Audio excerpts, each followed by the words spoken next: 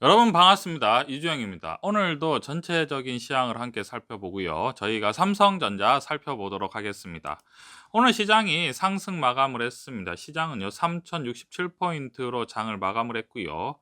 21포인트 정도 상승을 했습니다. 우리가 차트상으로 봤을 때 역시나 박스권을 좀 형성하고 있는 모습을 보이고 있고요. 지금 박스권에서 또다시 상단으로 가려고 준비를 하는 것 같습니다. 최근에 미국 증시 상황을 살펴보면요. 간밤에 다우 지수가 사상 최고점을 다시 한번 돌파를 했습니다. 슈퍼 부양책도 통과를 했을 뿐더러 최근에 백신 접종률이 점점점 올라가고 있는 상황이죠. 그렇기 때문에 미래에 대한 기대심이 커지고 있는 상황인 것 같습니다.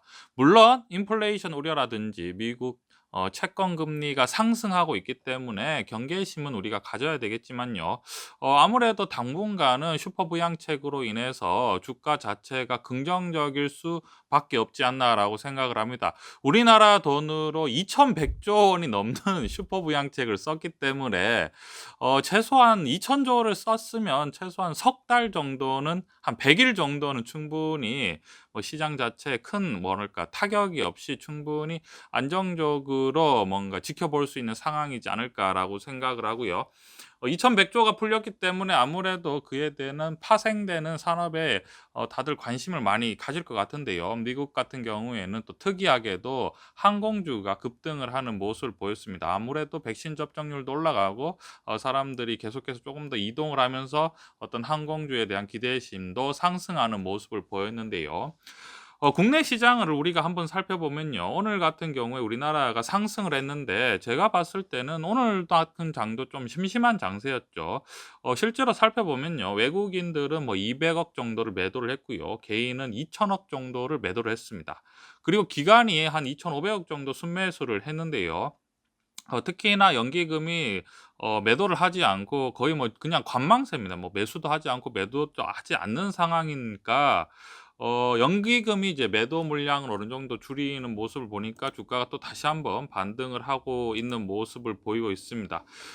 국내 시장도 사실은 미국 시장과 크게 다르지 않는 상황이죠. 한마디로 유동성 장세입니다. 지금 저금리 시대이기 때문에 아무래도 주가가 크게 하락하기는 좀 힘든 상황입니다. 특히나 우리가 뭐 삼성전자나 SK하이닉스 같은 경우에 우리나라의 시가총액 1위, 2위를 지금 차지하고 있는 상황인데요. 지금 반도체 계속해서 지금 수요에 비해서 공급이 따라가지 못하고 있는 상황이죠. 반도체 가격 자체가 올해는 충분히 상승할 수 있는 상황이고요. 반도체가 점점 귀해지고 있기 때문에 지금 유동성 장세에서 실적이 받쳐주는 삼성전자라든지 뭐 SK하이닉스 같은 경우에는 빠지기가 그렇게 쉽지 않은 상황인 것 같습니다. 그래서 제가 계속해서 삼성전자를 계속해서 분산 분할 매매를 하면 좋겠다라고 계속해서 말씀드리고 있는 상황이죠. 뭐 실적이 받쳐주고 있기 때문에 분할로 계속해서 매수하는 게 뭐 나쁘지 않은 선택인 것 같습니다. 오늘 같은 경우에 특히나 LG화학이라든지요. 지금 삼성 SDI나 SK이노베이션이 이제 크게 어느 정도 하락을 하려고 하는 상황인데요. 다른 것보다는 사실은 뭐 2차 전지 관련주인데요. 2차 전지 관련주 같은 경우에는 물론 여러분 성장성 굉장히 있습니다. 성장성 굉장히 있는데 문제는 당장의 실적이죠. LG화학이라든지 뭐 삼성 SDI라든지 그리고 SK이노베이션 같은 경우에는 물론 성장성은 있지만 당장의 매출이라든지 실적을 봤을 때는 아무래도 미래에 대한 기대심이 훨씬 더 큰 상황입니다. 미래에 대한 기대심이 큰 상황인데 여기에서 오늘 이제 폭스바겐이라든지 이러한 회사들이 "우리도 배터리를 자체적으로 만들겠다." 뭐 이런 얘기를 하면 아무래도 기대심이 조금 꺾이게 되겠죠. 꺾이게 되면 당연히 여러분 어떻게 되겠습니까? 주가도 이제 하락을 할 수가 있는 그런 상황이 되는 거죠. 그렇기 때문에 오늘 LG화학 같은 경우에 한 7% 정도 하락을 했습니다. 그렇기 때문에 이렇게 성장성이 굉장히 높고 기대심이 굉장히 큰 주식은 어떤 이슈에 따라서 주가의 변동성이 극심합니다.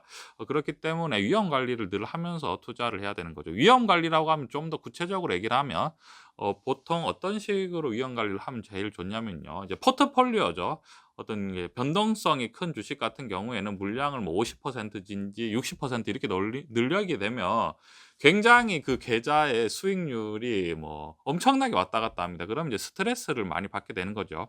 오히려 삼성전자 같이 저는 뭐 오히려 이렇게 잘 움직이지 않고 옆으로 쭉 가면 오히려 마음이 편합니다. 왜냐하면 분산 분할 매매할 때 '주식을 계속해서 좀 사면 되겠다.'라는 생각이 드는 이유가, 여러분 고점에서 저렇게 횡보한다는 것은 어떤 의미라고 우리가 판단을 하면 되냐면, 물론 여러분 100%는 아닙니다. 100%는 아니지만 떨어질 주식이면 이미 떨어졌겠죠, 여러분. 왜냐하면 급등을 했기 때문에. 여러분 거의 뭐 5만 원대부터 해서 9만 원까지 급등을 했죠. 뭐 수익률을 쳤을 땐 거의 60에서 70%까지 급등을 했는데 9만 원, 9만 6천 원을 찍고 지금 이제 주가가 이제 하락을 하는데, 하락을 하지 않고 거의 만만하게 하락하지 않고 계속 옆으로 횡보하고 있는 상황이죠. 저 상황은 뭐냐면 주가가 떨어질 때마다 계속해서 매수를 하는 그러한 자금이 크다는 거죠.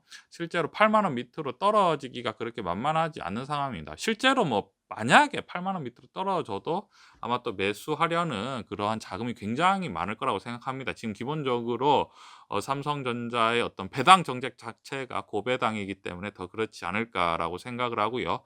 우리가 지금 계속해서 삼성전자가 횡보하고 있는 상황인데요. 당분간 봤을 때 미국 증시 같은 경우에도 경기 부양책을 추가 부양책, 슈퍼 부양책이라고 했죠. 썼기 때문에 어느 정도 안정화가 될 수 있는 상황이고, 미국의 이제 기술주 뭐 애플이라든지 마이크로소프트, 뭐 구글, 페이스북 같은 주식 같은 경우에는 앞으로 그렇게 저러한 주식들도 크게 빠지기는 쉽지 않을 것 같습니다. 워낙에 성장성이 있는 회사이기 때문에 그렇게 빠질 때마다 매수하려는 자금이 굉장히 많을 것 같고요. 이와 더불어서 삼성전자도 충분히 결코 뭐 이러한 회사의 경쟁력이 뒤지지 않는다고 생각하기 때문에 우리가 지속적으로 분산 분할 매매 관점으로 우리가 지켜보면 좋을 것 같습니다. 이러한 관점 투자에 참고해 주셨으면 좋겠습니다.